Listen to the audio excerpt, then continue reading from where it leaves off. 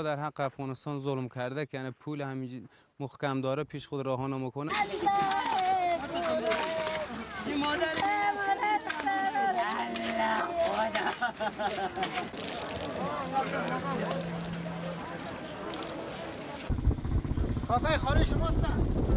ما از زلزله هم خلاص شدیم.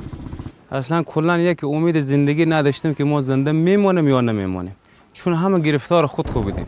دیگه ظلم که بگی نگی چند سال میشه آمریکا در حق افغانستان ظلم کرده که یعنی پول همینجوری محکم داره پیش خود راه نمیکنه.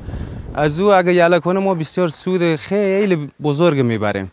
هم میتونیم خانه درست کنیم.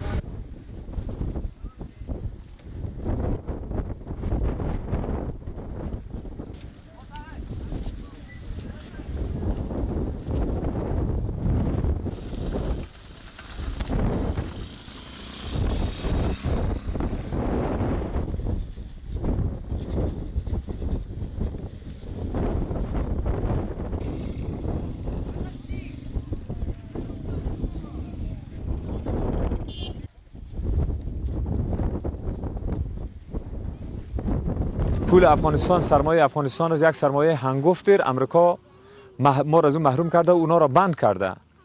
این یک ظلمی که در حق ما مردم افغانستان، ملت رنجیده ای که 40 سال جنگ بوده، 45 سال جنگ بوده و این سرمایه ما را بند کرده، 100% تاثیر منفی داره.